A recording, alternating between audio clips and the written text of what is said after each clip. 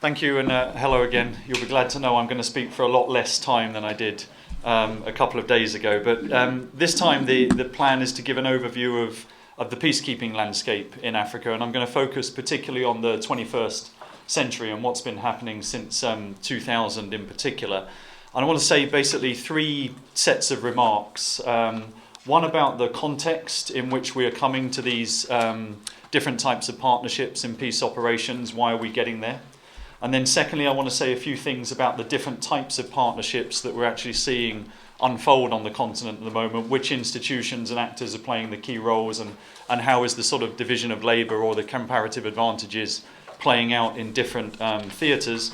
And then I want to end by saying a few things about what I think are the key sort of challenges that partnership peacekeeping raises, both for the peacekeepers themselves, but also briefly for the US government thinking about working in this environment.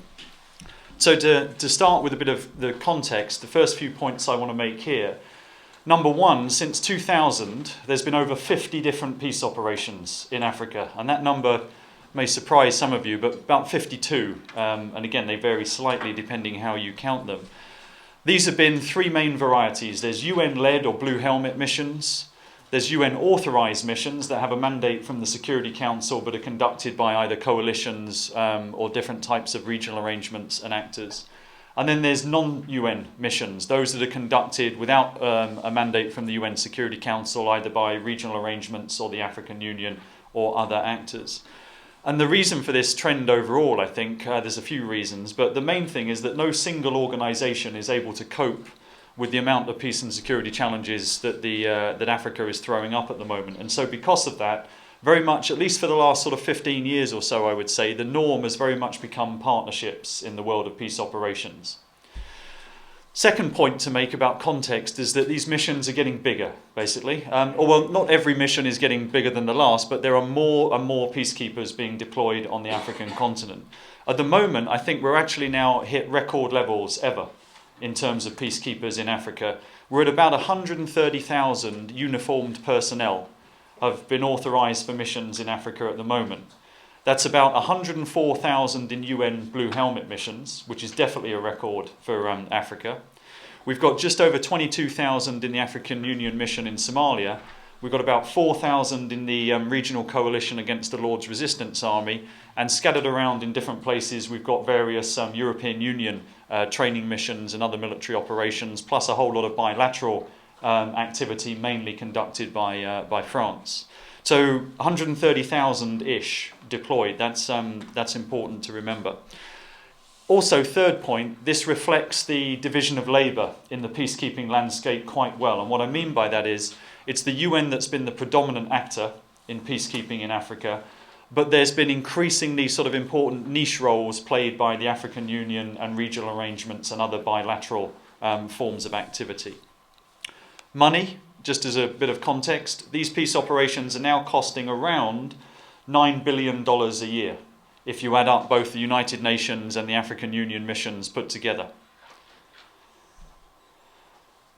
Who's doing this, as another point of context? Well, basically the burden of these peace operations is being shared very unequally across both the African continent and in terms of bilateral actors and supporters. The main peacekeeper outside Africa for the last few years has been France, by far, in terms of the most important non-African bilateral actor. And the EU has been the most important non-African actor on the continent. Other than that, it's been mainly UN and African Union. Now, if you look, though, just at the African troop contributing countries, here again, out of the 54 members of the African Union, the burden is primarily shouldered by about 7 to 12 African countries. And they do the vast majority of peacekeeping. It slightly varies depending which missions you look at. If you look at UN Blue Helmet missions, it's the Ethiopians, Rwandans, Nigerians, Ghanaians, Senegalese, Egypt, Tanzania and South Africa that are the big players. If you look at African Union missions, it shifts a little bit in as much as Uganda and Burundi get added into that equation, basically because of their commitments in Somalia.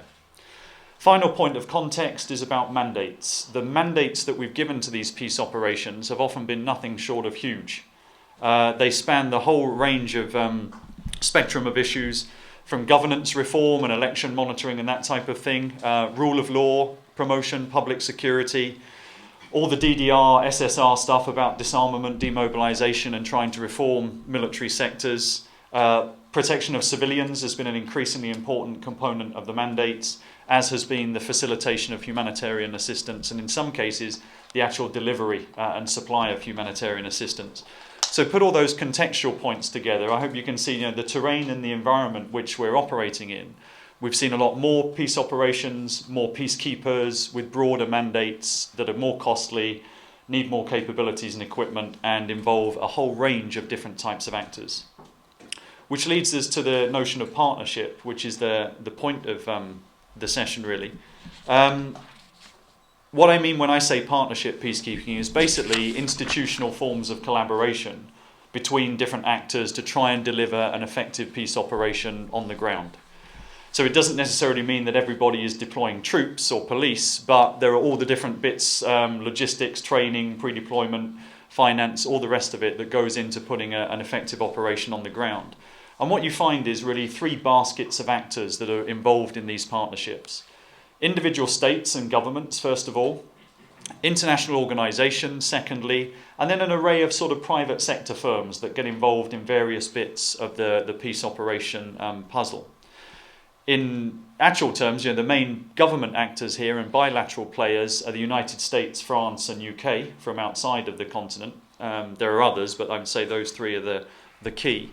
And in terms of international organisations, it's the nexus between the United Nations, the African Union and the European Union that has been key to understanding how peace operations in Africa have been working or not working. And why have we been seeing these partnerships? I think there's a few main reasons. Number one, just Africa's political significance, or at least the political significance attached to many of the continent's peace and security challenges, has been rising more recently, and there's a number of reasons for that we can talk about later. Secondly, as I mentioned before, no single organisation is able to cope with the whole set of challenges, and so really partnership is the only option at one level. The UN does by far the most of this in terms of peacekeeping, but even the UN on its own certainly can't cope, and just in terms of resources, and definitely can't cope in terms of questions of leadership and authority, because one of the big issues and challenges is who should actually lead when it comes to taking decisions about peace operations on the continent, the African Union or the UN Security Council, or even the regional arrangements. And then the third reason we have these partnerships is because these different actors have different political agendas and different political priorities, and they also bring different comparative advantages and comparative disadvantages as well to the game. And so we're in the situation where to deliver something that resembles an effective peace operation, we have to get into this sort of melange of different types of actors. And like all partnerships, I would encourage you to think that there's no such thing as a totally or completely equal partnership. Partners always bring different skills and different things to the table, and so don't necessarily think that the goal here is one of equality. Partnerships are never totally equal. We're talking about different types of inequality, if you like, but what we're trying to find out is what partnerships become mutually beneficial and can sort of build the size of the pie and our comparative capabilities. If you look then at what types of partnerships do you see out there at the moment, I would suggest you can find four main sort of types of partnerships that are going on in these peace operations. The first one is basically various forms of bilateral support packages. This is where the United States, France, UK, other countries basically have bilateral arrangements with key troop contributing or police contributing countries in the missions concerned, and they might be UN Blue Helmet missions, or they might be African Union or regional arrangement missions. But for example, UK support to the Ethiopian contingent in Burundi, the AMIB mission there, or the US support to the Ugandans and Burundians in AMISOM, various types of bilateral support arrangements. And then the second type of partnership you'll find are the multilateral equivalent, so multilateral support packages for the different types of forces. Here the three key players are the United Nations, the European Union and NATO. NATO has played the sort of smallest role here, but has been quite important sometimes in terms of strategic lift capabilities and transporting troops to and from particular theatres. UN and the European Union. The UN has done mainly sort of logistics assistance packages, both to the African Union missions in Sudan and Somalia in particular. And the EU has played a variety of supporting roles, sometimes training related, sometimes financial related in terms of paying for the allowances of troops. And then the third type of partnership you'll find is what I would call sort of sequenced operations.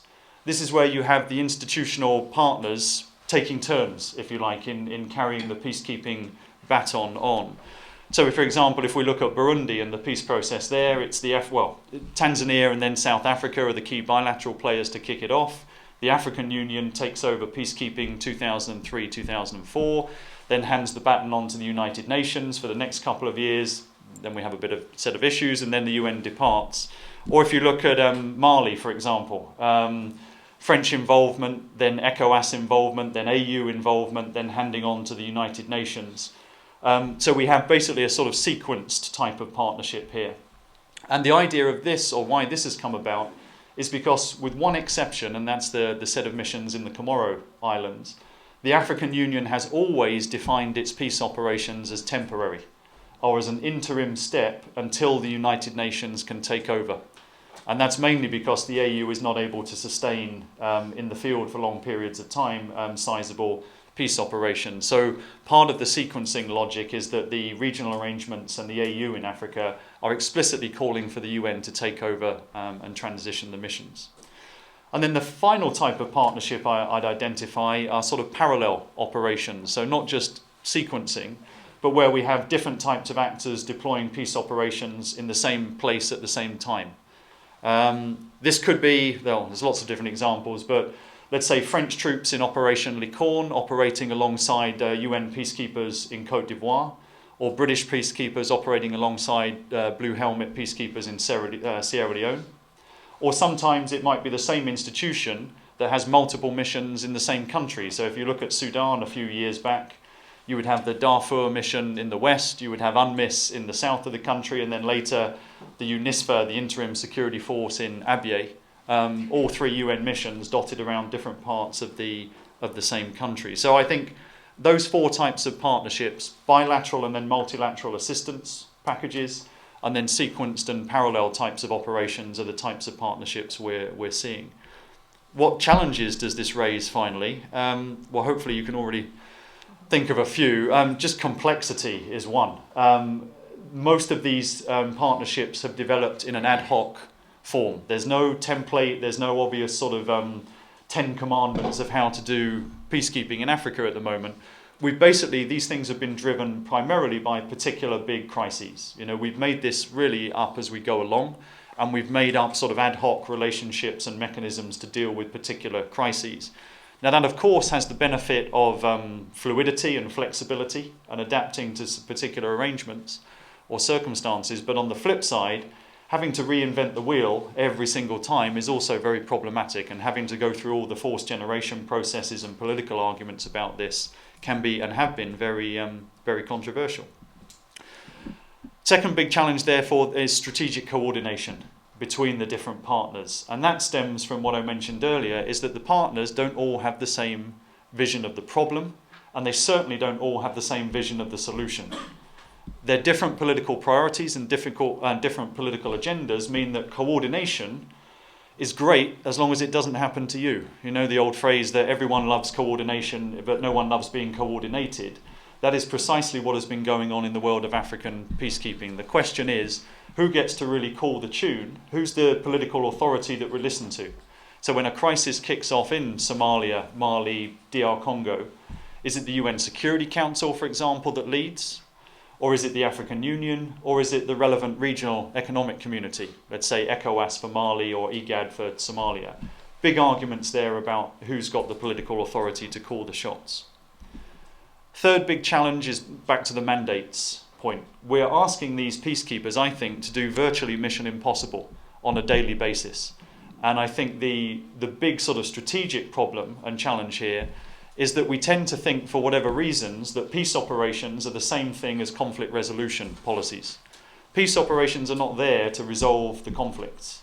They're there to limit the damage and the negative consequences and hopefully build confidence and let a sort of peace process actually develop and get implemented. But they're not there to solve the conflicts themselves. That's the job of peacemakers, diplomats and the belligerents themselves. So they're not a substitute for a conflict resolution strategy.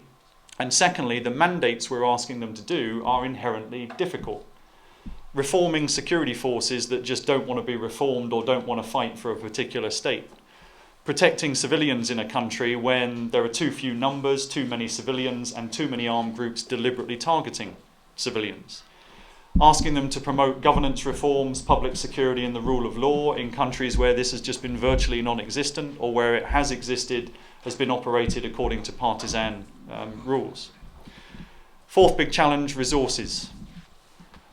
Big mandates, but normally relatively small resources. And I think of resources here in three senses. There's sort of military and policing capabilities, the actual equipment and the assets, the military enablers, the force multipliers, all the type of stuff we need, from helicopters to APCs to drone surveillance to all the rest of it.